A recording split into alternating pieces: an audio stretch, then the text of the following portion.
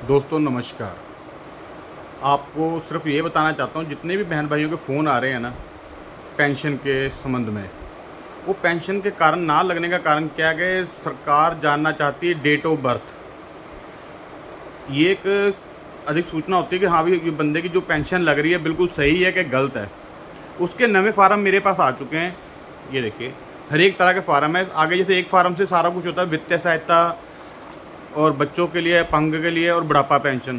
पर अब सरकार ने अलग अलग फार्म बना दिए हैं। सारे फार्म तो आ चुके हैं, पर जिस बहन भाई ने पेंशन लगानी है, जो सबसे पहले जरूरी बात है वो ये है कि उसके पास अपना डेट ऑफ बर्थ सर्टिफिकेट ज़रूर होना चाहिए।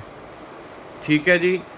और तीसरी बात, अगर कोई भी जैसे बहन विधवा हो जाती है, अगर उसकी उम्र 44 साल से नीचे है, अगर 44 साल से नीचे है तो सरकार, पंजाब सरकार उसको पेंशन लगा के देगी वित्तीय सहायता में। जैसे कि हाँ विधवा हो गई है, डेथ सर्टिफिकेट, स्कूल सर्टिफिकेट मिल जाए या डेट ऑफ बर्थ मिल जाए तो उसको पेंशन लग जाएगी।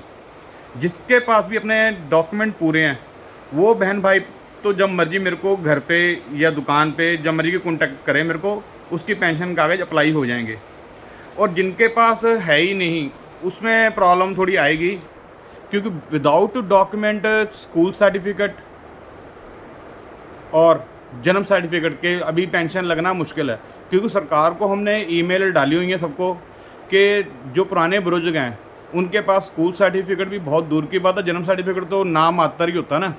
क्योंकि पुराने बुजुर्गों के पास इतना पता होता, ठंड थी, धूप थी, छाँव थी, लड़ाई लगी थी, इतना ही उनको याद होता कि इस टाइम बच्चा जन्मा है। पर अब प्रॉब्लम आएगी, सरकारों ने सूल बना दिया है डेट ऑफ बर्थ के लिए कि स्कूल सर्टिफिकेट या बर्थडे सर्टिफिकेट बहुत ज़रूरी है। ये ब्लॉग बनाने का मकसद सिर्फ यही था, क्योंकि कई बहन भाइयों की पेंशन अप्लाई हुई है, ना लगने का कारण यही है। अगर हाँ बहन भाइयों के पास अपने स्कूल सर्टिफिकेट भी हैं, चाहे 5वीं का, चाहे 8वीं का, चाहे 10वीं का, चाहे 12वीं का, वो मेरे पास आ जाएं और अपने डॉक्यूमेंट ले आएँ और मैं उनको फिलअप करके भर दूँगा।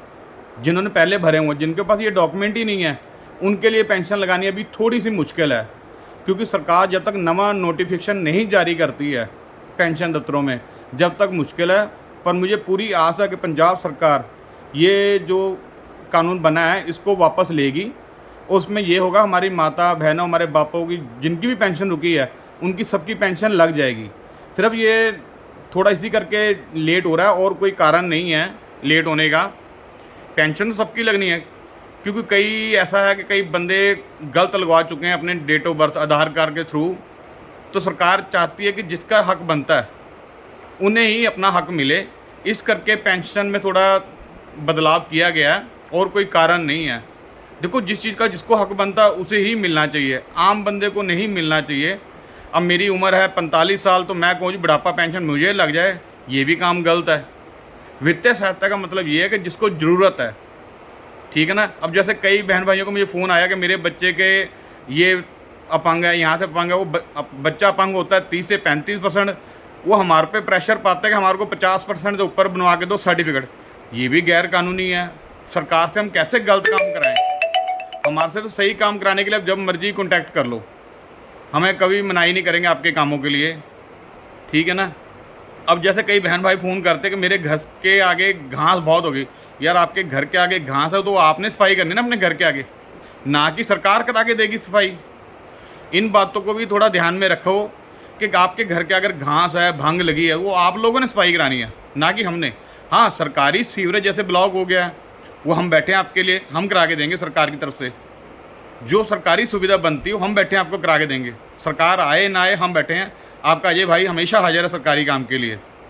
पर अब गैर कानूनी काम बिल्कुल ही मुझे कहो करने के लिए वो बड़ा मुश्किल सा हो जाता है। ना हम उसमें हाँ कह सकते हैं, ना आपको हाँ कह सकते हैं। थोड़ी सी हमारी सुविधा को भी आसान बनाओ आप लोग, क्योंकि आप लोगों के लिए हम सेवा कर रहे हैं। और आप लोग थोड़ा कठिन काम जब देते हो ना, थोड़ा मुश्किल लगता है। क्या एक बार अगर बहन भाई के घर के आगे घास कटा भी देता हूँ, मान लिया बात, चलो मैं 500-700 रुपये कट के लेबर लगा देता हूँ, पर मेरे एक बहन भाई नहीं है। आपकी तरह मेरा परिवार बहुत बड़ा हो गया है। मेरे परिवार में 18,000 बंदा आ गया है, 18-20 हज़ार परिवार है। अगर एक का काम कराऊंगा तो अगला कहेगा भी मेरा क्यों नहीं कराया, वो तुम्हारी बुआ की बच्ची थी, वो आपके बुआ का लड़का था। इसी करके आप सबसे रिक्वेस्ट है जो अपने के घर का काम हो अपनी जिम्मेवारी आप संभालिए, जो सरकारों का जिम्मेवारी है वो आपका भाई बैठा है। जब आप मुझे कहोगे आपकी सेवा में हमेशा हाजिर रहूँगा। ठीक है जी, सरकारी लाइट ख़राब हो जाए हम बैठे हैं, अगर कहीं गली में लाइट नहीं लगी हम लगाने के लिए बैठे हैं, सीवरेज ब्लॉक हो जाए हम बैठे हैं। जो बात रही सड़कों की, सड़कों के ज़्यादा से ज़्यादा सामान इतना भी नहीं लगेगा, क्योंकि सबसे पहले वाटर सप्लाई डलनी है। सरकार के पैसे आ चुके हैं, पर एक बात क्या होता है कि सिस्टम से काम चलता है, पहले मते होते हैं। पहले क्या होता था कि हाँ भी टेंडर हुआ नहीं काम शुरू होता, अब क्या होता है टेंडर होता है, जो सबसे कम टेंडर देता है, जो सबसे कम टेंडर देगा काम उसको मिलेगा, और कोई कारण नहीं है। पहले वाटर सप्लाई डलेगी, सीवरेज डलेगा, उसके बाद सड़क का काम शुरू होगा। जैसे मेन रोड का काम है वो चलो भगवान हमारा साथ ही नहीं दे पा रहा 2-3 साल से, जब भी हमारी सड़क शुरू होती है बरसात बहुत शुरू हो जाती है। लोग कहते हैं जून जुलाई में सड़क शुरू हो जाएगी, बरसात का मौसम आ गया, और पर हमारी कुदरत ने ही हमारी लड़ाई चल रही है। सर्दियों में भी इतनी बरसात हुई कि हमारी सड़क मेन सड़क बन नहीं सकी। अब क्या प्रॉब्लम आई है, पानी तो चलो बरसात हो ही रही है, मेन कारण क्या, जहाँ से बट्टे रोड़े आने हैं वहाँ पर पानी भर गया बाढ़ का, तो सारी सरकार की जितनी भी मेन पावर है सारी उधर लगी हुई है कि पहले बाढ़ पीड़ितों को बचाया जाए, उसके तब बाकी काम भी हो जाएंगे। ये ना तो कोई नहीं, होने सारे काम ही हैं, पर बाढ़ पीड़ितों को जहाँ पर कठिनाई है पहले सरकार उधर जोर दे रही है। जितनी मशीनरी है सब उधर गई हुई है, वहाँ से खड्डों से पानी निकलेगा तभी रेता बजरी रोड़ा बाहर निकलेगा ना, तभी हमारे काम चलेंगे। अब जिन बहन भाइयों को कनक नहीं मिली है, जिनकी रह गई है, कारण क्या, सारी लेबर उधर चल गई है बाढ़ पीड़ितों में।